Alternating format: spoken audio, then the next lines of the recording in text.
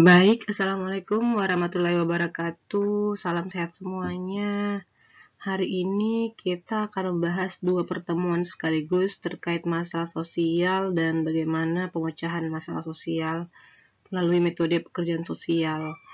Nah, untuk pertemuan terakhir kita ini, saya ingatkan kembali bahwa minggu depan itu kita akan final test.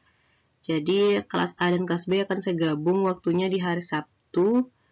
Jadi saya harapkan semuanya meluangkan waktu di hari Sabtu jam 10 karena nanti Google Form-nya saya akan kirim dengan ada limit waktunya. Jadi tidak bisa ditunda-tunda untuk mengerjakan. Oke, kita lanjut.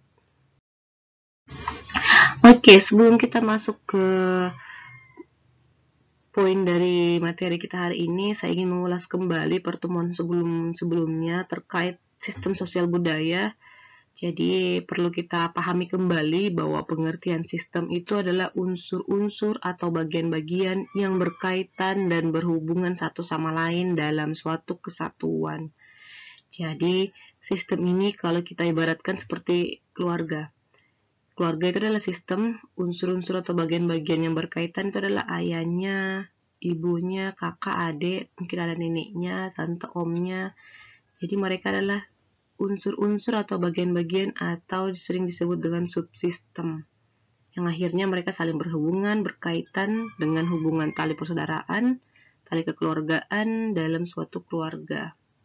Nah, sedangkan sosial sendiri yaitu segala sesuatu yang berkaitan dengan sistem hidup bersama atau hidup kemasyarakatan.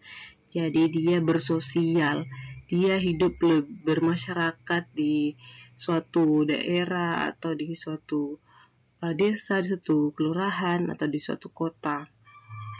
Sedangkan budaya sendiri adalah segala sesuatu yang dipelajari berupa nilai-nilai, norma, cipta, dan karya.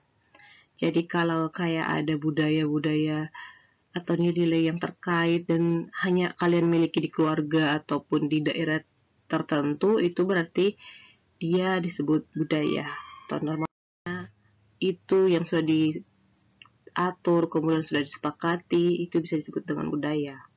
Nah, untuk pengertian secara keseluruhan, sistem sosial budaya ini adalah suatu keseluruhan dari unsur-unsur tata nilai, tata sosial, dan tata laku manusia yang saling berkaitan untuk mencapai tujuan hidup bersama dalam bermasyarakat.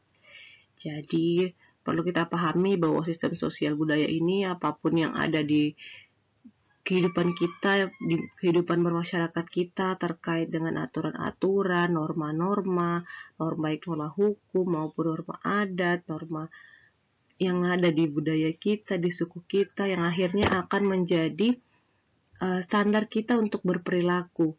Bagaimana kita harus berperilaku sesuai dengan norma yang berlaku di situ. Karena kenapa? Hal tersebut dapat membuat kita untuk saling bertoleransi dan akhirnya mencapai tujuan hidup bersama di masyarakat. Kemudian, karena adanya sistem sosial budaya ini, akhirnya akan ada suatu masalah sosial yang dapat timbul. Nah, masalah sosial ini adalah persoalan yang timbul dari kehidupan bermasyarakat. Nah, atau sering kita istilahkan juga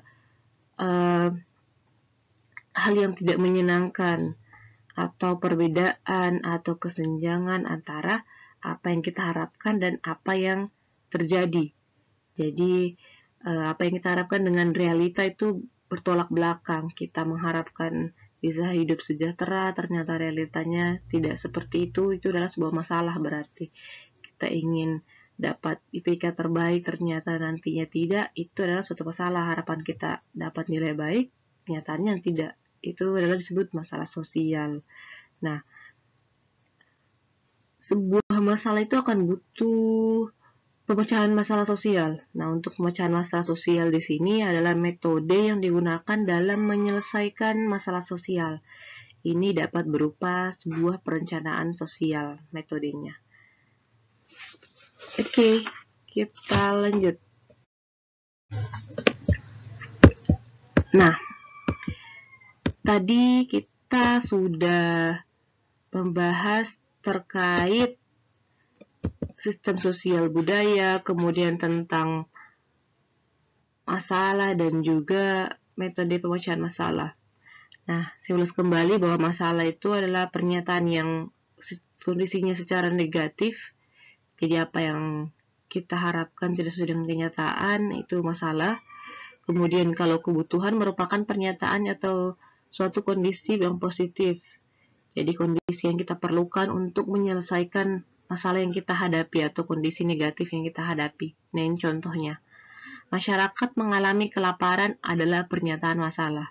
Kenapa? Karena bisa saja dan mungkin dan pasti harapan masyarakat adalah bisa makan kenyang, bisa hidup sejahtera. Tapi kenyataannya masyarakat mengalami kelaparan, itu akhirnya menjadi masalah. Contoh kedua, masyarakat memerlukan bantuan makanan. Ini adalah pernyataan kebutuhan. Jadi bagaimana cara menyelesaikan masalah dengan memberikan bantuan makanan. Nah, cara menyelesaikan atau menangani masalah sosial ini berkaitan dengan sistemnya, itu kita dapat lakukan dengan sebuah pemecahan masalah sosial yang akan kita bahas di slide-slide selanjutnya. Nah, di sini dalam membahas kebutuhan kita nantinya terkait cara penyelesaian masalah, kita akan mengidentifikasi masalah. Jadi, identifikasi masalah di sini merupakan suatu tindakan untuk memahami dan merumuskan semua masalah, serta mengungkapkan dan memperlihatkan informasi sebab terjadinya masalah dan akibat yang ditimbulkan atas masalah tersebut. Jadi, nanti kita akan bahas suatu metode yang sering digunakan oleh pekerja sosial di lapangan untuk mengidentifikasi suatu masalah yang ada di daerah tersebut atau di desa tersebut. Nah, kenapa kita harus mengidentifikasi masalah? Tujuannya adalah untuk terumuskan dan terungkapkannya masalah-masalah yang penting yang dihadapi dan dirasakan oleh masyarakat tersebut atau oleh orang banyak. Dan terumuskannya juga hubungan sebab akibat antara masalah tersebut. Nah, tujuan keduanya untuk dirumuskan fokus masalah sehingga pemecahan masalah tepat sasaran. Jadi nanti kita akan cari tahu dulu masalah-masalah apa saja yang ada di situ, kemudian kita akan fokus ke satu masalah yang prioritas untuk ditangani. Nah, setelah tadi kita identifikasi masalahnya apa, kemudian kita akan lanjut ke perencanaan. Nah, perencanaan ini adalah suatu tindakan sistematis untuk memecahkan masalah dan mencapai tujuan yang diinginkan. Jadi perlu kita ketahui apa-apa itu sebaiknya ada perencanaannya agar lebih terarah, kemudian agar lebih terpantau oleh kita sebagai masyarakat. Nah, perencanaan ini ada juga disebut perencanaan partisipatif atau suatu tindakan sistematis untuk memecahkan masalah dan mencapai tujuan yang diinginkan dengan melibatkan banyak orang atau masyarakat. Nah, nanti metode pemecahan masalah yang akan kita bahas ini terkait perencanaan partisipatif di mana kita akan melibatkan banyak orang atau masyarakat sehingga sesuai dengan kebutuhan masyarakat yang merasakan masalah tersebut. Nah, tujuan dari perencanaan ini yaitu agar berkembangnya kemandiriannya warga desa atau masyarakat dalam menentukan masa depannya. Jadi, mereka itu apa yang mereka inginkan, apa yang akan mereka lakukan, itu akan dirancang atau direncanakan dengan metode pemecahan masalah yang akan kita bahas nanti. Oke, di sini saya akan bahas tentang munculnya masalah sosial yang hanya akan berkaitan dengan judul atau mata kuliah kita terkait sistem sosial budaya yang ada di Indonesia. Nah, saya akan bahas dulu terkait sistem hakikat kebudayaan, kemudian terkait proses sistem sosial yang ada yang akhirnya akan dapat memunculkan masalah sosial. Oke, salah satu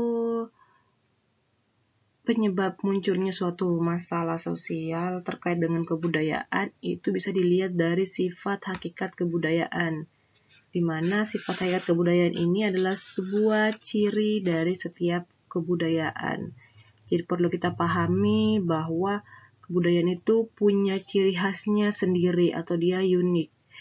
Dia itu berbeda-beda dan kebudayaan ini akan ada di setiap penjuru dunia. Di Indonesia saja sudah berbeda-beda antara di Pulau Sumatera, Kalimantan, Pulau Jawa, Pulau Sulawesi, itu beda-beda budayanya. Apalagi antara negara antara Indonesia dan juga dari Malaysia ataupun Amerika ataupun bangsa Eropa itu setiap negara itu punya kebudayaan dan kebudayaan itu beda-beda. Makanya dia bersifat universal atau menyeluruh. Kebudayaan ini tidak hanya ada di Indonesia, kebudayaan ini tidak hanya di Makassar, tapi kebudayaan ini ada di sepenjuru dunia. Namun, kebudayaan ini mempunyai ciri-ciri khusus yang berbeda dengan yang lain. Kenapa? Karena masing-masing negara mempunyai latar belakang yang berbeda-beda. Kita saja di Indonesia, daerah pegunungan sama laut itu budaya berbicaranya atau intonasi berbicaranya berbeda. Kenapa? Contoh, di Bandung itu kan dia daerah pegunungan. Jadi dia kalau bicara kalem, neng, teteh, kumaha, damang, dia mendayu-dayu karena suaranya mengikuti angin gunung. Sedangkan kita yang wilayah pantai agak keras nadanya, agak teriak-teriak intonasinya. Kenapa? Karena suara tak harus melawan suara ombak pantai. Jadi tentang latar belakang daerah saja itu dapat menyebabkan budaya yang berbeda, apalagi banyak perbedaan di beberapa negara dengan kita terkait latar belakang negara tersebut. Jadi perlu kita pahami bahwa kebudayaan itu bersifat universal atau menyeluruh di setiap penjuru negara, namun memiliki ciri khas masing-masing terkait atau bisa dilihat dari masing-masing kebudayaannya atau latar belakangnya daerah tersebut, sehingga kebudayaan itu bersifat universal namun dia unik untuk hasilnya, tergantung dari latar belakang daerah tersebut. Kemudian kebudayaan juga itu bersifat stabil. Nah, kebudayaan ini perlu kita pahami, selain stabil dia juga dinamis, dan setiap kebudayaan pasti mengalami perubahan atau perkembangan.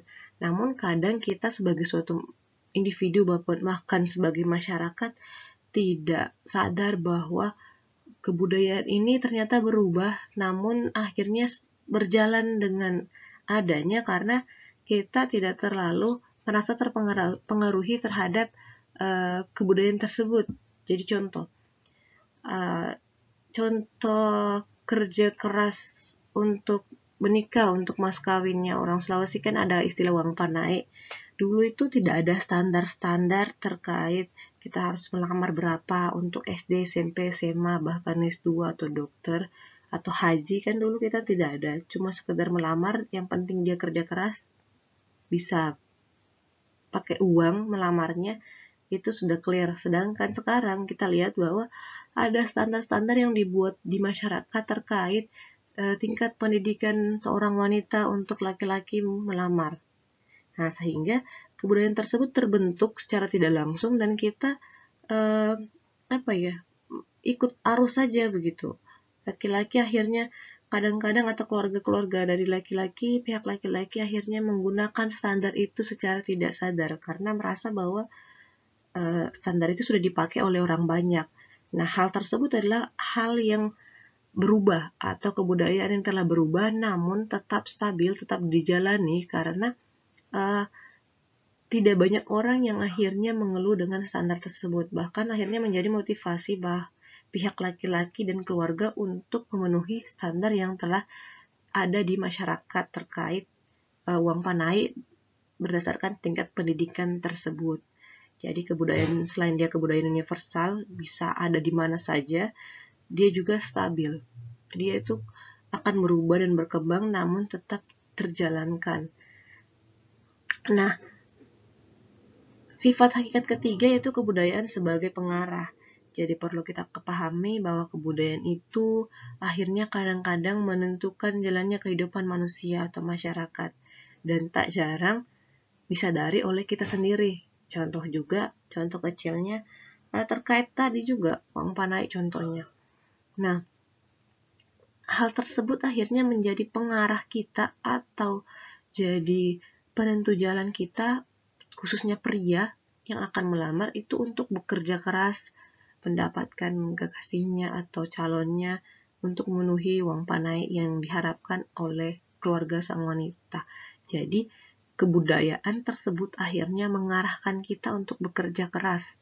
Jadi budaya itu akhirnya dapat mengarah atau menjadi pedoman kita untuk bertingkah laku. Contohnya kalau lewat depan orang tua bilang tabe, bungkuk sedikit, tangan agak dilebarkan, seperti itu. Itu akhirnya jadi pengarah kita dalam berkehidupan. Nah, sifat hakikat kebudayaan ini yang bersifat universal, stabil, jadi pengarah, akhirnya dapat menimbulkan masalah sosial. Kenapa? Karena akan ada perbedaan-perbedaan yang muncul dari orang-orang di daerah tersebut yang akhirnya merasa bahwa kebudayaan itu sudah tidak sesuai dengan apa yang dia inginkan. Nah, itu akhirnya jadi masalah. Contohnya, dia ingin melamar calonnya, ternyata karena dia S1 contohnya, akhirnya uang panainya agak lumayan banyak. Nah, akhirnya si pria dan keluarga pria yang mungkin merasa itu berat menjadi masalah lah, karena harapannya dia bisa menikah, tapi ternyata kenyataannya ditolak sama keluarganya kalau tidak bisa memenuhi standar yang diberikan. Nah, itu akan jadi masalah. Nah, inilah kenapa sifat hakikat kebudayaan ini juga dapat menjadi sebuah masalah jika hal yang dia harapkan tidak sesuai dengan kenyataannya. Contoh juga kebudayaan yang di daerah-daerah tertentu itu dulunya itu kalau melamar bisa dengan menggunakan benda-benda magic atau hal-hal yang berharga di dia, kemudian berubah menjadi uang. Itu kalau keluarga tersebut hanya memiliki hal-hal yang berharga, dia tidak mau ingin jual barang tersebut, itu kan jadi masalah. Kenapa? Keluarga yang satu minta itu diuangkan. Nah, itu bisa jadi masalah juga. Ataupun dengan terkait kebudayaan yang bersifat universal. Jadi saat orang luar yang berbeda budaya sama kita datang ke tempat kita, contohnya orang bule datang ke kita, kadang kita merasa risih atau merasa kayak ini orang tinggal di Indonesia tapi tidak sesuai dengan kebudayaan kita untuk berpakaian tertutup, untuk lebih menghormati. Nah, itu bisa jadi masalah saat kenyataannya kita harapan kita mereka menghargai budaya kita tapi kenyataannya tidak. Jadi kenapa kita perlu perencanaan atau pemecahan masalah terkait suatu masalah sosial terutama di kebudayaan. Kenapa? Karena ada perbedaan-perbedaan yang akhirnya dapat timbul karena budaya-budaya itu adalah unik, beda-beda di setiap daerah. Oke. Selain tadi timbulnya masalah sosial dapat diakibatkan terkait tentang sifat dan hakikatnya kebudayaan itu karena dia bersifat universal, karena dia bersifat stabil, kemudian karena dia dapat menjadi pengarah, akhirnya kebudayaan itu dapat saja menimbulkan masalah sosial akibat perbedaan dari latar belakang kebudayaan yang akhirnya akan timbul berdasarkan daerah-daerah tertentu. Nah, selain itu ada juga proses sistem sosial. Nah, perlu kita pahami bahwa dalam bermasyarakat, dalam suatu keluarga, dalam berteman, dalam kampus itu akan ada proses sistem sosial di mana kita akan saling berkaitan, saling berhubungan satu sama lain yang di dalamnya akan ada komunikasi. Jadi komunikasi ini penting. Kenapa? Komunikasi ini dapat membuat kita saling mengetahui perasaan, kebutuhan, atau apa yang diinginkan satu sama lain. Jadi contohnya di ruangan kelas, teman yang satu ingin kelas itu kondusif, tidak terlalu ribut. Nah, akhirnya ada namanya komunikasi dengan berbicara kepada teman-teman atau ketua tingkat untuk tidak ribut, sehingga kedua belah pihak itu bisa saling mengerti dan komunikasi dapat terjalin dengan baik. Nah, proses yang kedua itu ada memelihara tapal batas. Jadi, memelihara tapal batas ini merupakan bentuk atau cara-cara tertentu suatu masyarakat atau individu untuk melindungi atau mempertahankan identitasnya atau kebudayaannya. Jadi dia mempertahankannya dengan contohnya suatu suku tinggal di suatu kelurahan yang sama. Jadi makanya disebut kelurahan suku Bugis atau kelurahan suku Jawa. Jadi mereka melihara dan melindungi identitasnya atau budayanya atau sukunya dengan tinggal sama, sehingga jika nanti ada konflik, mereka bisa dapat bersatu untuk bertahan. Kemudian dalam proses sistem sosial ketiga itu ada namanya sosialisasi. Jadi sosialisasi ini sangat perlu di dalam suatu sistem sosial dalam bermasyarakat. Kenapa? Karena sosialisasi ini akhirnya menjadi sebuah cara untuk menyebarkan warisan-warisan sosial atau budaya-budaya yang telah ada dari nenek moyang kita atau dari orang tua kita. Jadi dengan adanya sosialisasi, hal-hal yang kita sudah terapkan di keluarga, di daerah tertentu, atau di kelas itu dapat diketahui oleh kelas lain, atau budaya lain, atau daerah lain. Nah, kemudian dalam berproses sistem sosial ini, dalam bermasyarakat juga ini ada namanya pengawasan sosial. Jadi, akan ada proses pembatasan atau pengekangan tingkah laku. Jadi akan ada orang tua kalau di rumah yang akan mengawasi tingkah laku kita, kalau di kelas ada dosen-dosen ataupun para pegawai kampus yang akhirnya akan melihat tingkah laku kita. Jika tidak sesuai dengan norma yang ada di kampus, kita akan mendapat sebuah teguran atau bahkan sampai hukuman tertentu jika sudah fatal.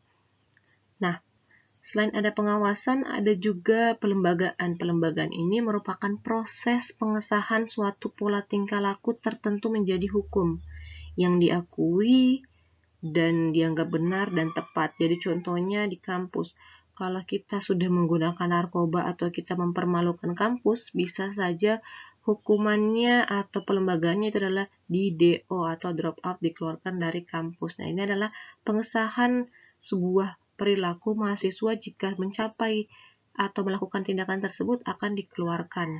Jadi standar itu akan akhirnya menjadi standar kampus untuk mengeluarkan mahasiswa jika melakukan tindakan yang tidak senonoh atau tidak sesuai dengan apa yang diharapkan atau yang berlaku di kampus.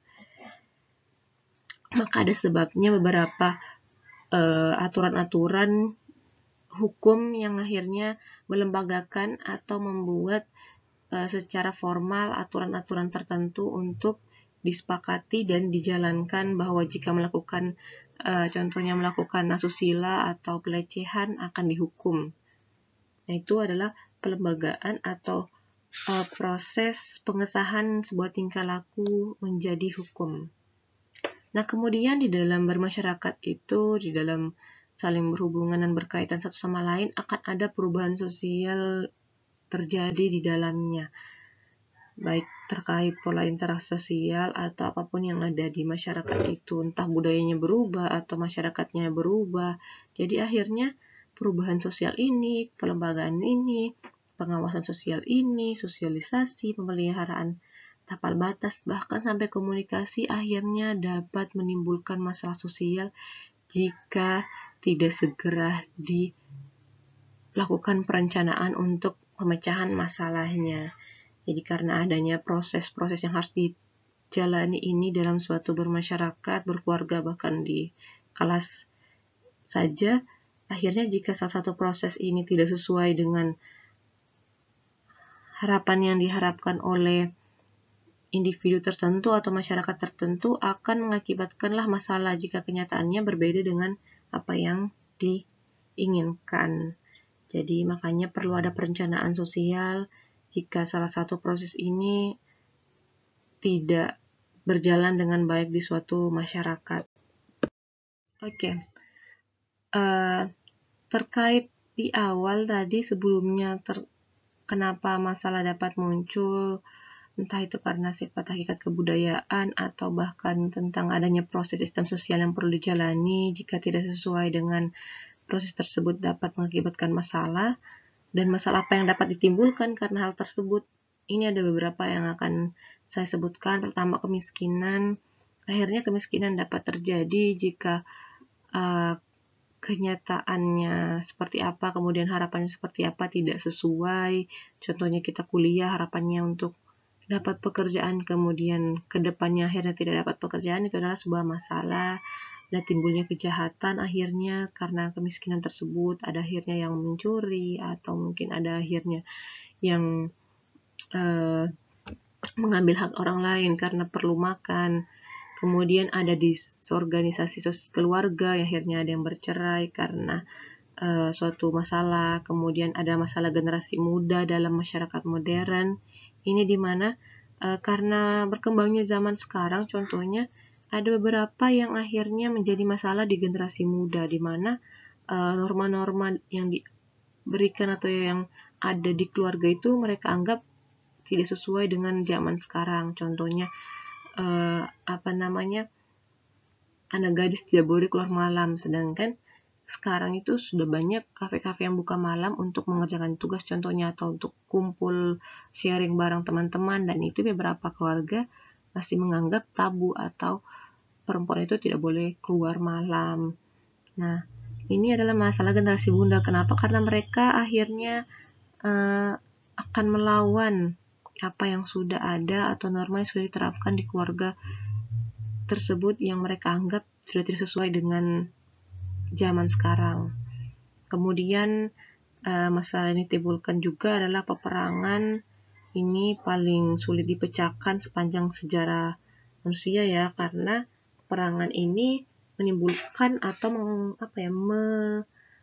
membuat banyak orang, atau peran orang itu sangat banyak sehingga kerusakan-kerusakan dapat terjadi itu cukup besar. Kemudian untuk menyamakan persepsi itu cukup sulit karena ada banyak otak, ada banyak pikiran, ada banyak perbedaan-perbedaan yang akan kita satukan. Kemudian masalah yang dapat timbul selanjutnya adalah pelanggaran terhadap norma-norma masyarakat. Kemudian ada masalah kependudukan juga. Masalah kependudukan juga ini dapat menjadi masalah jika tidak ditekan itu perkembangan penduduk. Nah, ini juga akhirnya dapat menimbulkan masalah. Kalau di agama kita menganggap bahwa semakin banyak anak semakin banyak rezeki, sedangkan menurut pemerintah bahwa kita harus menekan tingkat pertumbuhan penduduk. Kenapa? Karena sudah banyak yang tidak sesuai bagi keluarga yang kurang mampu, membuat melahirkan banyak anak, dan itu berturut-turut setiap tahun dapat menimbulkan masalah karena pendapatannya tidak sesuai dengan jumlah anak yang dia miliki contohnya. Jadi perlu ditekan agar masalah tidak timbul, tidak merembet ke kemiskinan, tidak merembet ke kejahatan atau perceraian karena keluarga tersebut atau orang tuanya tidak dapat memenuhi kebutuhan anaknya untuk bersekolah, untuk bermain, untuk jajan, dan sebagainya. Kemudian ada juga masalah lingkungan hidup. Ini kayak sampah berserakan, itu semakin banyak sampah karena masalah kependudukan, karena ada banyak manusia, ada banyak pertumbuhan penduduk, sehingga banyaklah sampah yang ada di kita. Karena kayak melahirkan saja perlu berapa pampers, perlu berapa atau plastik-plastik terkait kebutuhan bayi, kemudian kakaknya lagi, ibunya lagi, bapaknya lagi, itu sudah masing-masing individu sudah mempunyai standar sampah banyak, dan akhirnya terkumpul. Kalau saudara banyak lagi sampahnya, seperti itu. Jadi dapat menimbulkanlah masalah sampah jika pertumbuhan penduduk tidak dapat ditekan dengan baik. Oke, terkait dengan masalah yang dapat timbul sebelumnya, makanya perlu ada pemecahan masalah sosial. Pemecahan masalah sosial ini dapat kita atasi dengan penerapan nilai-nilai pekerja sosial, kemudian dengan metode MPA dan juga TOP. Nah, ini akan kita bahas satu-satu. Nah, dalam menyelesaikan atau dalam meminimalisir terjadinya masalah sosial di lapangan, kita sebagai calon pekerja sosial harus juga pahami bahwa dalam profesi kita ada nilai-nilai juga yang sudah dikembangkan dan juga ditetapkan oleh Asosiasi Pekerja Sosial Internasional bahkan di Indonesia terkait nilai apa saja yang perlu kita terapkan di dalam nantinya menolong klien atau dalam bermasyarakat. Nah, prinsip atau nilai pertama itu adalah principle of meaningful relationship. Jadi kita perlu pahami dan terapkan juga bahwa dalam mengubah perilaku klien itu perlu mencapai penyesuaian diri dalam situasi yang baik. Jadi maksudnya kita perlu punya hubungan yang bermakna, punya hubungan yang baik dengan klien agar klien trust kita, percaya kita, kemudian kita harus mementingkan kebutuhan klien sehingga klien itu bisa nyaman dalam proses pertolongan atau dalam berkomunikasi dengan kita sebagai sebuah profesi dalam menolong untuk menyelesaikan masalahnya. Nah, nilai atau prinsip yang kedua adalah principle of communication. Jadi perlu kita terapkan juga komunikasi yang baik antara pekerja sosial dengan klien dalam pemahaman yang tepat satu sama lain. Jadi kita perlu betul-betul saling paham, memahami apa yang diharapkan klien, apa masalahnya, apa harapannya, dan apa kenyataan yang ingin dia mau. Kenapa? Karena tadi saya bilang ada kebudayaan itu bersifat universal, ada di setiap manusia. Jadi bisa saja Peksos orang mana, klien orang mana, kita perlu tahu latar belakang budayanya dulu. Biar kita bisa paham bahwa maunya klien apa, jika kita kaitkan juga dengan kebudayaan, oh seperti ini kebudayaannya, biar kita tidak salah. Jadi kita tepat dalam menentukan apa saja yang perlu dilakukan atau bagaimana cara pemecahan masalah dari klien. Jadi perlu komunikasi yang baik, perlu kita gali-gali juga terkait kebudayaannya atau norma apa atau nilai apa yang sering ada di sekitarnya atau di keluarganya. Nah, ada juga principle of expression of feelings. Jadi perlu kita pahami bahwa ekspresi perasaan yang bertujuan ini adalah pengakuan dari kebutuhan klien untuk mengekspresikan perasaannya dan bebas, terutama perasaan negatifnya. Jadi perlu kita pahami juga bahwa klien ini dia perlu untuk mengutarakan, perlu mengeluarkan unek-uneknya, perlu mengekspresikan apa yang dirasakan.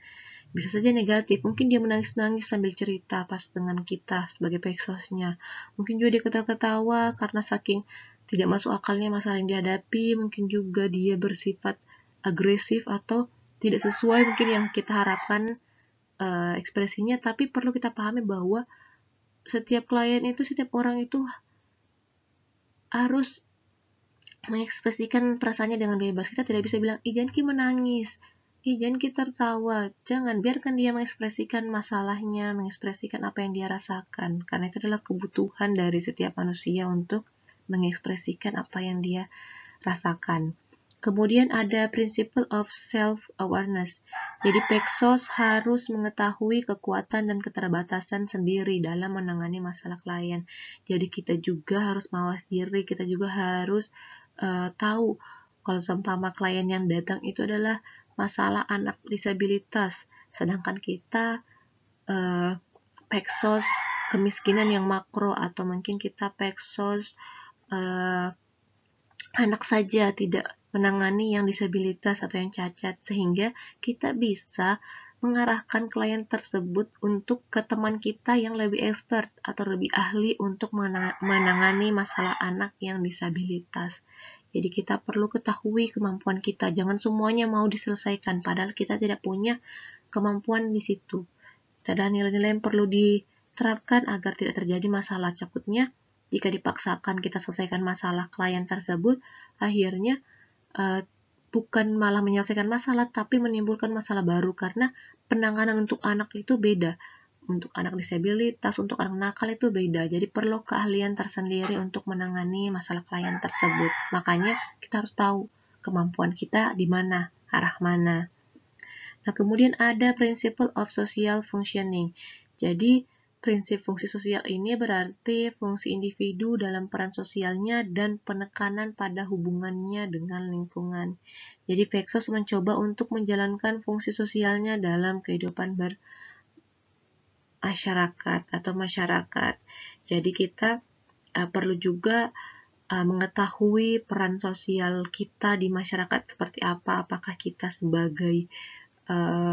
hanya sebagai duduk manis melihat, atau kita juga bisa turun aktif dalam menyelesaikan atau membantu jika terjadi masalah di masyarakat. Begitu juga klien. Kalau ada klien, kita pahami bahwa dia juga hidup di masyarakat, ada tetangganya, ada keluarganya. Jadi perlu kita tanya juga terkait bagaimana kehidupan dia, bagaimana peran dia di masyarakat, bagaimana hubungannya dengan lingkungannya, tetangganya, teman kantornya mungkin, dan sebagainya. Kemudian perlu kita pahami juga ada namanya principle of social learning. Jadi ada namanya pembelajaran sosial atau social learning, yaitu persyaratan untuk perubahan yang melibatkan klien dalam pemecahan masalah.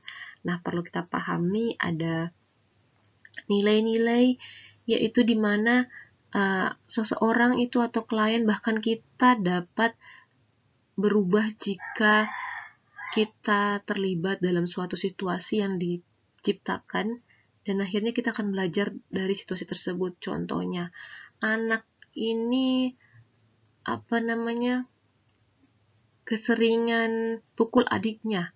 Ini masalah sosial di keluarga, karena harapannya orang tua anaknya akur, kenyataannya mereka bertengkar. Nah, kita bisa intervensi, kita selesaikan masalahnya dengan pembelajaran sosial, di mana kita libatkan dua anak ini untuk saling bermain bersama. Kita ciptakan suasana di mana di rumah ada permainan yang mereka akhirnya dapat bisa lebih dekat, sehingga mengurangi pertengkaran yang terjadi di mereka. Kemudian ada self-determination, di mana setiap orang mempunyai hak dan kesempatan yang sama untuk menentukan dirinya.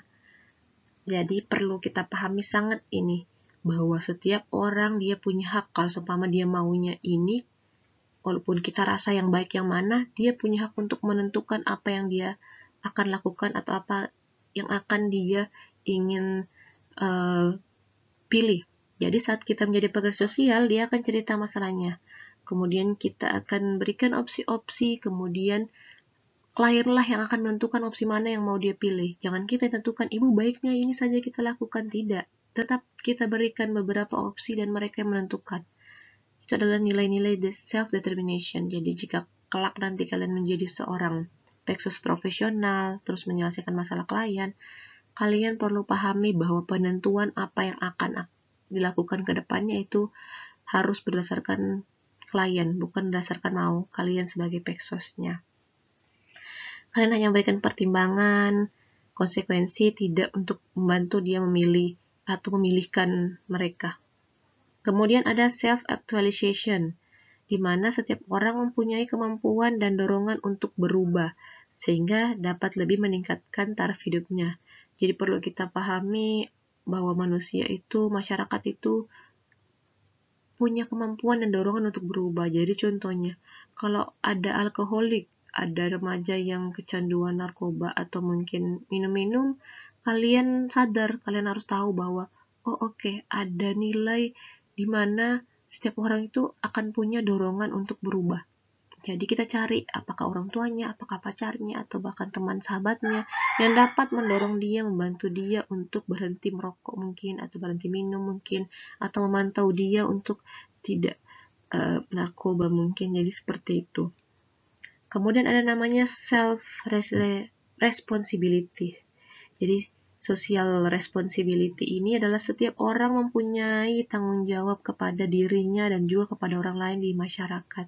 Jadi contohnya tadi, kalau ada masalah kenakalan remaja terkait minum-minum dan narkoba, kita harus tanya dia bahwa kamu punya tanggung jawab kepada dirimu, bahkan masyarakat, untuk tidak melakukan itu. Kenapa? Karena saat kalian sudah melakukan tindakan tersebut, kalian dapat membuat masalah baru lagi, entah memukul, entah berkelahi, atau meresahkan masyarakat sekitar.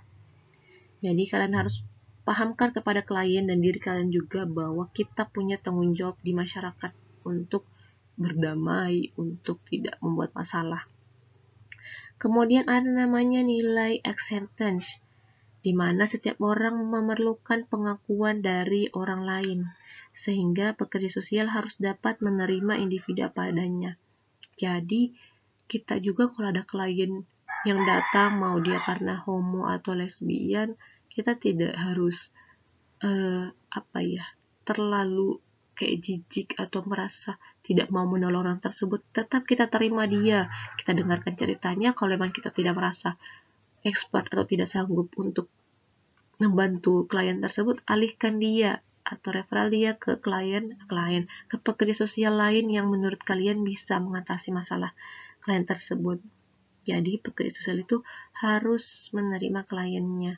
Jadi contohnya seumpama ada klien yang kalian tangani, kalian merasa mampu, tapi tiba-tiba di sepanjang jalan kalian merasa dia sangat egois atau mungkin dia banyak bicara, ya kalian harus dapat menerimanya. Kenapa? Karena manusia itu unik, manusia itu perlu pengakuan, jadi kalian harus menerima klien itu apa adanya.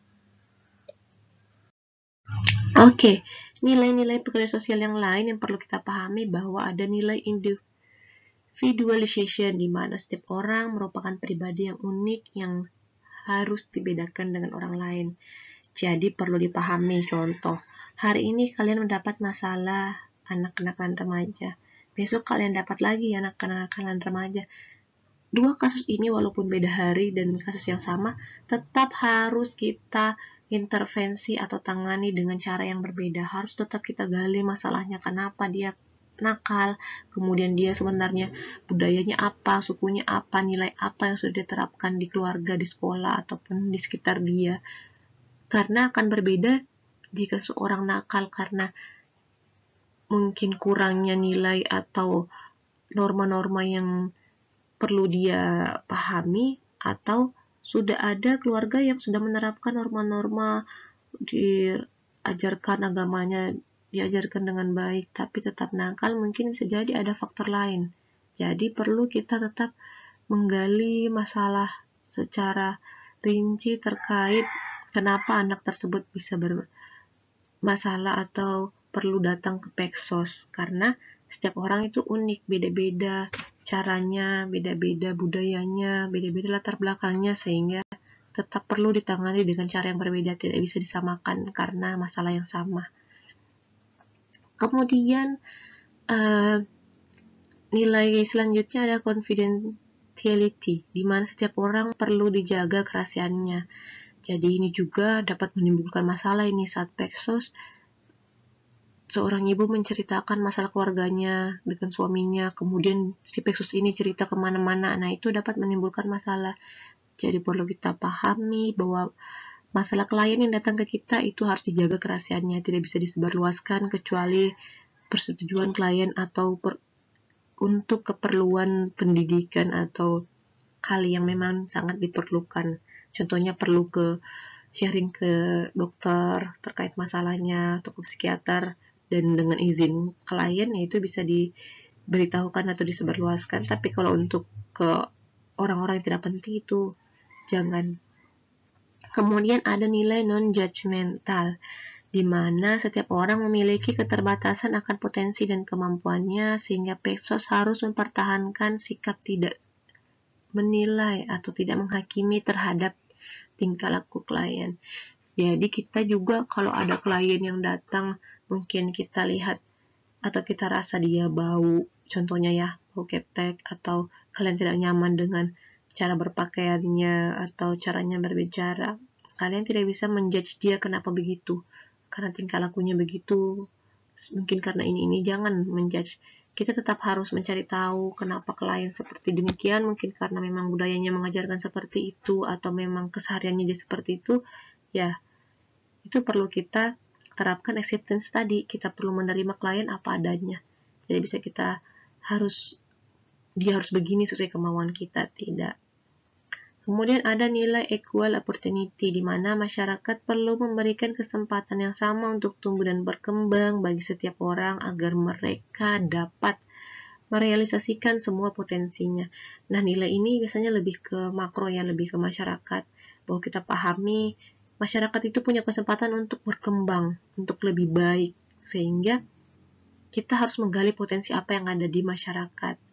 Kemudian ada nilai atau prinsip social assistance, di mana masyarakat perlu menyediakan sumber-sumber dan pelayanan-pelayanan untuk membantu orang memenuhi kebutuhan mereka dan menghadapi atau memecahkan permasalahan yang dialami. Jadi perlu juga kita menyediakan sistem sumber.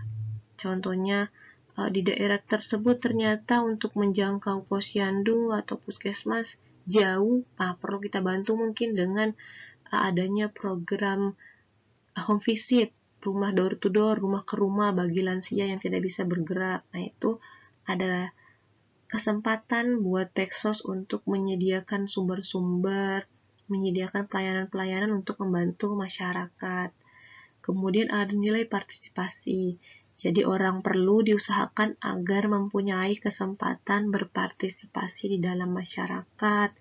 Jadi, nah contohnya nanti di perencanaan metode pemecahan masalahnya itu partisipasi, di mana kita mengusahakan orang-orang terlibat langsung dalam pemecahan masalah tersebut, karena mereka yang mengalami, mereka juga akan melakukan hal yang akan direncanakan.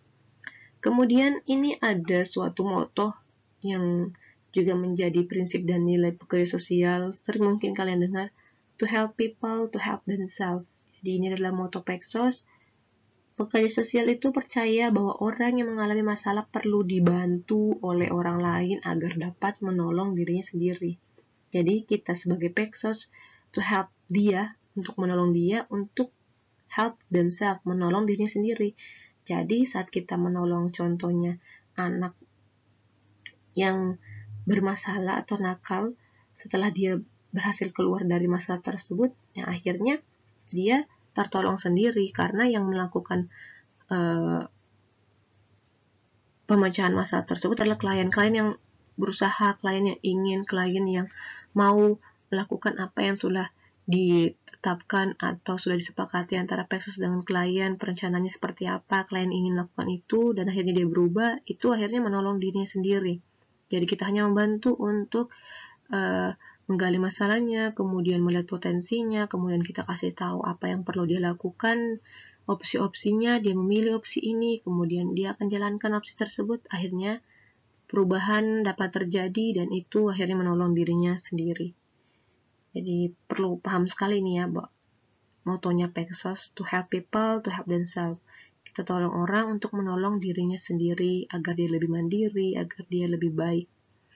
Kemudian ada juga nilai human dignity and self-determination, di mana Pexos percaya bahwa orang yang dibantu perlu dihargai dan diberi kesempatan untuk menentukan nasibnya sendiri. Ini tadi sudah dibahas di awal. Kemudian social responsibility juga, bahwa Pexos percaya masyarakat perlu didorong agar mempunyai tanggung jawab memenuhi kebutuhan setiap anggota atau warganya. Ini kalau di masyarakat, contohnya Pak RW, kepala dusun, kemudian Pak Lurah, Pak Camat, ya social responsibility-nya juga harus tinggi, di mana perlu kita pahamkan mereka bahwa mereka punya tanggung jawab untuk memenuhi kebutuhan dari masyarakatnya atau warganya yang ada di daerah tersebut. Oke, ini adalah alat-alat atau tools-tools yang perlu dipersiapkan dalam perencanaan sosial yang akan kita bahas selanjutnya. Pertama ada flip chart, kemudian ada kertas plano, ada masking tape, ada meta card. Ini yang warna-warni itu yang segi 4 yang bisa kita tulis-tulis tempel. Kemudian ada spidol besar maupun spidol kecil. Nah, untuk persiapan teknis sendiri dalam pemecahan masalah yang ada di masyarakat ini terutama perlu menyepakati jadwal pertemuan dengan masyarakat. Jadi perlu kita kasih tahu dulu masyarakat kita akan melakukan suatu metode MPA dan TOP. Diharapkan masyarakatnya ikut berkontribusi atau berpartisipasi, baik RT-nya, RW-nya, baik masyarakat umum, baik orang-orang yang dianggap penting atau tokoh-tokoh masyarakat untuk terlibat. Kita samakan jadwalnya mungkin di Sabtu atau Minggu saat tidak ada kerja. Kemudian mengundang berbagai kelompok masyarakat untuk hadir dalam pertemuan dengan menyebarkan undangan atau dengan mulut ke mulut. Kemudian mempersiapkan tempat pertemuannya, ini usahakan luas, takutnya lebih banyak yang hadir, yang ingin berpartisipasi. Kemudian menyiapkan konsumsi kalau bisa, makanan kecil sajalah, sehingga pas ngobrol-ngobrol tidak ada yang kelaparan. Kemudian, identifikasi masalah kesejahteraan sosial, ini adalah salah satu metode yang dapat kita gunakan untuk pemecahan masalah sosial terutama yang ada di masyarakat. Nah, ini adalah alat MPA atau Method of Participatory Assessment. Nah, langkah-langkah identifikasi masalahnya, yang pertama, seluruh peserta itu diminta untuk menuliskan 3 jenis kebutuhan atau masalah yang ada di lingkungannya pada metacard. Metacard ini itu kertas yang warna-warni yang segi 4 yang sering ditulis-tulis kemudian ditempel dengan kalimat negatif atau memiliki arti negatif maksimal 5 kata. Satu metacard itu mewakili satu jenis kebutuhan atau masalah. Kemudian kebutuhan atau masalah yang sudah dituliskan kemudian tempel di depan di flipchart atau di tembok kah, atau mungkin di papan tulis kah, yang sudah disediakan, dan setiap orang diminta untuk menempelkannya sendiri. Jadi, pertama-tama setelah kita kumpul masyarakat, tentukan harinya, pas hari H, kita bagikan metacard ini, kertas warna-warni ini, dan pulpen atau spidol ke masyarakat yang telah hadir. Contohnya, kita akan mengidentifikasi masalah yang ada di Kelurahan Panaikang, contohnya. Kemudian masyarakat yang hadir akan menempelkan masalah sampah, masalah banjir mungkin, kemudian masalah anak nakal, anak pang, kemudian mungkin ada yang masalah kemiskinan, ada yang bilang masalah lansia terlantar, dan banyak masalah lainnya. Mereka akan menempelkan 3 jenis masalah yang negatif, kalimat-kalimat negatif itu di papan tulis masing-masing. Kemudian, setelah mereka tulis, metacard yang sudah ditempel dikelompokkan sesuai kebutuhan atau masalah yang sejenis atau klaster. Nah, pengelompokan ini dilakukan oleh peserta secara bergantian. Jadi, setelah mereka tempel ini ada banyak di tembok atau papan tulis, kita minta mereka untuk melihat-lihat lagi apa yang sudah ditempel. Mungkin saja Ibu A dan Bapak C itu agak samalah, sejenis lah masalahnya. Ada yang tulis masalah sampah, ada yang tulis sampah berserakan, ada yang tulis bau di sepanjang jalan. Nah, itu bisa dikelompokkan bahwa ini adalah masalah sampah. Jadi setiap kelompok kebutuhan atau masalah kemudian diberi judul, itulah masalah sampah. Untuk titel tersebut harus merangkum semua jenis kebutuhan atau masalah yang ada di kelompoknya.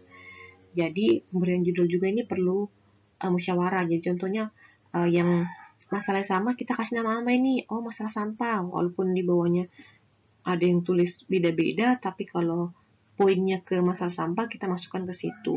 Atau ada yang bilang anak pang, anak ngelem, banyak anak yang ngelem, ada anak pang meresahkan, suka ribut-ribut, anak remaja. Nah, itu bisa dikelompokkan mungkin berdasarkan musyawarah dengan kenakalan anak remaja atau kenakalan remaja, itu disatukan. Contoh, ada keluarga yang tidak makan, ada keluarga yang rumahnya jelek, atau ada masyarakat yang bajunya compang-camping, robek-robek. Nah, itu mungkin bisa dikategorikan atau dibuatkan judul kemiskinan. Nah, itu disatukan semua yang kayak begitu. Kemudian setelah disatukan ini, si masalah-masalah tersebut, kemudian kita penentuan prioritas masalah. Jadi digambarkan keadaan setiap masalah yang teridentifikasi dan dampaknya. Jadi contoh tadi kenakalan remaja, ini yang teridentifikasi, ada yang ngelem, ada yang nyanyi-nyanyi ribut-ribut, minum-minum tidak jelas, ada yang ribut-ribut. Kemudian dampaknya apa? Meresahkan masyarakat, contohnya dapat merancam keselamatan masyarakat karena kadang mungkin megang pisau atau apa. Kemudian kita tentukan prioritas masalahnya apa. Apakah yang mau ditangani dulu masalah kenakalan remaja, ataukah masalah kemiskinan, atau mungkin masalah sampah. Jadi perlu kita voting lagi nih, yang mana yang kita utamakan untuk diselesaikan dengan segera. Kemudian analisis sebab akibat. Nah, ini juga kita identifikasi sebabnya kenapa. Contohnya kalau sudah terpilih nih prioritasnya, oh yang perlu kita tangani sekarang adalah masalah sampah karena sudah sangat meresahkan, di mana sudah banyak lalat yang dapat menimbulkan penyakit, contohnya itu. Nah, akibatnya itu. Sebabnya kenapa? Ternyata karena tidak ada tempat membuang sampah yang dapat diakses oleh masyarakat. Nah, setelah kita analisis sebabnya kenapa, akibatnya apa, kemudian kita analisis saling hubungan antara sebab akibat. Nah, kita kasih lagi meta Kartini ke masyarakat. Kemudian kita suruh tuliskan sebabnya apa, kira-kira di tempatnya RW 1, RW 2, kenapa sampah itu bermasalah. Ada yang tulis mungkin karena tidak ada tempat sampahnya, kemudian tukang sampah malas datang ambil, atau banyak anjing yang atau kucing yang akhirnya menghamburkan sampahnya. Kemudian akibatnya apa? Ada yang tulis penyakit, ada yang tulis bau, ada yang tulis tidak nyaman dilihat. Nah, akhirnya ditempel, kemudian disatukan lagi nih. Mungkin ada beberapa yang sama maksud, tapi cara menulisnya beda-beda. Nah, itu kita satukan, kita hubungkan, dan kita tempel lagi. Kita tanya lagi ke masyarakat bagaimana, ini sudah setuju belum? Sebab-sebabnya ini saja, apa ada tambahan? Terus akibatnya ini saja. Kalau sudah cukup, kemudian kita akan identifikasi program atau tindakan yang dibutuhkan. Nah, berdasarkan analisis masalah sebab akibat tadi, kita lakukan analisis tujuan. Nah, untuk meneliti tujuan-tujuan yang ingin dicapai berdasarkan analisis masalah, caranya dengan mengganti kalimat negatif itu pada analisis masalah menjadi kalimat positif. Nah, diskusikan hubungan tujuan yang satu dengan tujuan yang lain.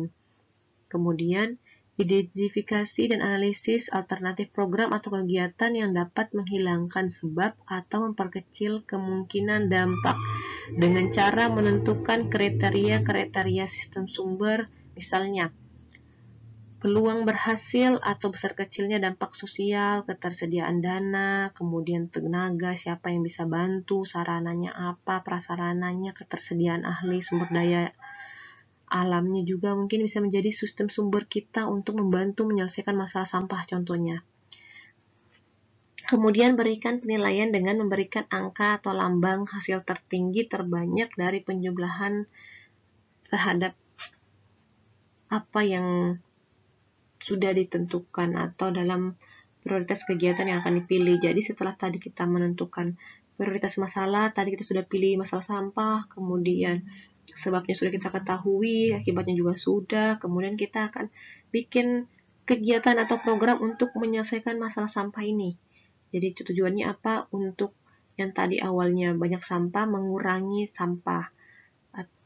Itu, jadi kalimat negatifnya banyak sampah, positifnya itu mengurangi sampah. Atau lebih bersih. Kelurahan Pandaikan lebih bersih. Nama programnya seperti itu, tujuannya agar lebih bersih. Nah, ini perlu kita bikin dengan masyarakat, perlu kita diskusikan dengan masyarakat terkait masalahnya apa, terus masalah sampah, kemudian kegiatannya akan apa, akan ada Jumat bersih contohnya, kemudian akan ada penambahan tong sampah, kemudian akan memberitahukan kepada petugas kebersihan untuk mengambil sampah tepat waktu, contohnya kegiatannya, sub-sub kegiatannya. Nah, nanti kita lihat lagi sistem sumber atau potensi yang ada di situ. Mungkin ada potensi alam di mana ada banyak bambu, kita bisa buat tong sampah dari bambu. Kemudian ada ternyata ada pegawai kebersihan di daerah tersebut. Nah, itu kita bisa manfaatkan atau bisa kita jadikan sistem sumber untuk membantu dalam koordinasi dengan dinas kebersihan untuk mengambil sampah dengan tepat waktu. Kemudian mungkin ada yang punya uang karena dia pengusaha, dia kasihlah ke kita untuk buat kegiatan atau menyiapkan makanan saat Jumat bersih atau pas bersih-bersih. Kemudian mungkin ada yang punya pabrik plastik, bisa dia kasih kita mungkin tong sampah yang sebagai bentuk kontribusinya. Dan sosial, mungkin di sana solid orang-orangnya, masyarakatnya, sehingga saat ada kegiatan yang akan dilakukan itu bisa berjalan dengan baik dan juga semua berpartisipasi. Ini nanti diisi-isi nih oleh masyarakat dengan menulis di metacard, kemudian ditempel apa yang ada di sekitar mereka. Karena bisa jadi RW1 dan RW2 itu beda-beda apa potensi yang ada di situ, sehingga perlu dibuat pemetaan seperti ini. Kemudian setelah tadi kita identifikasi masalahnya apa, kemudian kita lanjutkan dengan perencanaan partisipatif atau dengan menggunakan metode TOP, Tools of Participation. Nah, di dalam TOP ini atau rencana tindak ini akan ada beberapa yang akan kita bahas terkait nama kegiatannya apa, tujuannya apa, penentuan sasaran kegiatannya apa, perumusan rincian kegiatan apa, terus kita menyusun TKM-nya atau tim kerja masyarakat, terus kita akan buat tabel kalender kegiatan kapan akan dilaksanakan, terus kita buat komitmen bersama atau sering kita sebut janji hati. Yang pertama kita akan merumuskan nama kegiatannya apa. Jadi tadi sudah teridentifikasi masalah terkait sampah. Nah, kegiatan ini untuk merumuskan nama kegiatannya apa yang dibutuhkan oleh masyarakat, apa yang dirasakan masyarakat, kemudian perlunya apa mereka yang tahu, kemudian kita akan memberikan usulan-usulan, masyarakat yang memberikan usulan-usulan kegiatan, kemudian kita akan sepakati dengan acungkan tangan, mungkin siapa yang setuju dengan kegiatan 1, 2, atau 3, kita akan pilih beberapa usulan-usulan atau opsi-opsi kegiatan, kemudian sepakati mau kegiatannya apa, contohnya kegiatan Kelurahan Panaikan jadi lebih bersih, contohnya, itu judul kegiatannya, tapi subkegiatannya atau anak-anaknya itu ada Jumat bersih, ada penambahan tong sampah, ada koordinasi dengan dinas kebersihan. Ini perumusan tujuannya, jadi harus jelas apa tujuannya, terus mudah tercapai, terus dapat terukur, spesifik. Nah, kayak tadi, kalau memang kita identifikasi masalah fokus ke sampah, tujuannya agar sampah berkurang, agar tidak penyebaran penyakit, agar bisa lebih sehat. Kemudian kita menentukan sasaran kegiatannya. Di sini siapa saja yang akan terlibat. Contohnya mungkin si A sebagai kepala RW, si B sebagai ketua lurah, kemudian si C sebagai pengusaha, si D sebagai apa, dan bla bla bla. Itu kita perlu jelaskan pihak-pihak yang terlibat. Jadi mungkin tadi ada yang akan bantu modal uang siapa, ada yang akan menyiapkan ini siapa, itu dijelaskan di sini sasaran kegiatannya. Kemudian perumusan rincian kegiatan ini lebih rinci lagi apa-apa yang dibutuhkan untuk merealisasikan kegiatan. Jadi rincian kegiatan ini perlu dirumuskan agar peserta memiliki acuan dalam menjalankan rencana kerjanya. Nah, rencana kegiatan ini disusun yang sifatnya masih fleksibel, jadi dapat berubah tergantung kepada situasi dan kondisi yang dihadapi. Jadi, apabila kegiatan sudah rinci, maka peserta mengembangkan kapasitas Jadi peserta tinggal mengembangkan apa yang sudah dirincikan. Contohnya, pertama kita harus buat undangan atau kita perlu umumkan ke masyarakat, ke warga-warga yang tinggal di Lurah Panaikan, Kelurahan Panaikan untuk datang di hari Jumat untuk bersih-bersih jam berapa. Kemudian nanti yang siapkan makanan siapa, yang siapkan minuman siapa, titik kumpulnya di mana, apa alat yang perlu dibawa atau disediakan, itu semuanya sudah rinci. Jadi tinggal dikembangkan di lapangan. Kemudian membentuk tim kerja masyarakat, ini kayak membentuk panitia lah. Jadi TKM ini merupakan pelaksana kegiatan yang bertanggung jawab untuk mencapai tujuan tadi, untuk menyediakan tempat, menyediakan konsumsi, untuk menyediakan barang-barang yang dibutuhkan. Kemudian ini cara merumuskan TKM-nya atau panitianya. Jadi warga juga menuliskan namanya pada kertas yang telah disediakan. Jadi siapa-siapa yang ingin berkontribusi tempelkan namanya di papan. Kemudian contohnya untuk menyiapkan konsumsi, tulis Tuti, atau siapa A atau B atau C tempel. ada tentang menyiapkan lokasi kumpul si B, contohnya dia tempel. Kemudian untuk mengumumkan ke masyarakat, Pak Ustadz, si L kemudian ditempelkan namanya. Jadi masyarakat menempelkan harus berkontribusi semua, dia harus memilih dia akan ada di rincian kegiatan mana, apakah yang mengumumkan, apakah yang bagi undangan, apakah yang menyiapkan konsumsi, apakah yang akan menyediakan tong sampah, dan sebagainya. Itu dia harus menempelkan namanya di salah satu subkegiatan tersebut. Kemudian mereka akan dibuatkan atau disusunkan rincian kegiatan lebih spesifik lagi. Memilih koordinatornya bisa jadi untuk melanjutkan apa yang sudah dipilih. Terus mereka juga akan menyusun anggaran yang dibutuhkan untuk merealisasikan kegiatan pada timnya. Jadi kita harus diskusi juga uangnya dari mana, apakah mau CK-CK di masyarakat tersebut, atau mau pakai sponsor, atau mau minta sumbangan, itu tergantung dari kesepakatan. Kemudian kita akan buat tabel kalender kegiatan. Jadi tujuannya untuk mengevaluasi dan monitoring bagaimana perkembangan kegiatan kita. Jadi kita akan bikin tanggalnya, tanggal sekian, pengumuman 3 hari mungkin, Senin sampai Selasa Rabu pengumuman, kemudian Kamis itu penyiapan pemesanan konsumsi atau membeli persiapan makan. Kemudian hari Selasa bisa jadi menghubungi pihak dinas kebersihan bahwa nanti kita akan Jumat bersih, perlu ada truk yang datang dan sebagainya. Jadi perlu kita buat kalendernya biar lebih jelas kita akan tanggal berapa, akan ini, akan ini, akan ini. Ini contohnya. Surat menyurat tanggal berapa, bulan apa, kemudian pengarsipan dan sebagainya. Kemudian ada pembuatan komitmen bersama. Nah, kesepakatan atau komitmen ini sebagai wujud niat dari semua pihak yang terlibat untuk bertanggung jawab dalam mensukseskan kegiatannya. Jadi, di sini juga bisa ditulis dalam kertas yang warna-warni itu bentuk komitmennya apa. Contohnya, saya akan menyumbang uang. Ditulis saya akan mengerahkan tenaga saya akan bantu dengan beli minyak, saya akan sumbang ini, atau saya hanya akan membantu komunikasikan atau menyebarluaskan informasi. Itu bisa ditulis, kemudian dia tempel seperti ini. Contoh, memberi semen, menyediakan rumah untuk pertemuan, menyumbang tenaga, menyumbang pemikiran, menyumbang uang, menyediakan konsumsi, dan sebagainya. Ini ditempel dan kita sering sebut janji hati.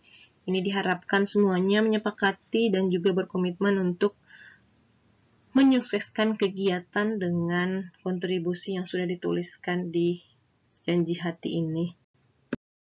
Nah, ini kalau mau lihat cara praktek gimana MPATOP bisa cari di YouTube, banyak sekali alumni STKS, bahkan mahasiswa STKS yang mempraktekkan ini di masyarakat. Kenapa saya bahas terkait MPATOP yang makro? Kenapa? Karena kebudayaan itu lebih identik dengan masyarakat lebih besar. Jadi, perencanaan masalah untuk menyelesaikan masalah itu saya bahas secara makro atau masyarakat. Oke, thank you. Jika ada pertanyaan silahkan di grup. Terima kasih. Assalamualaikum.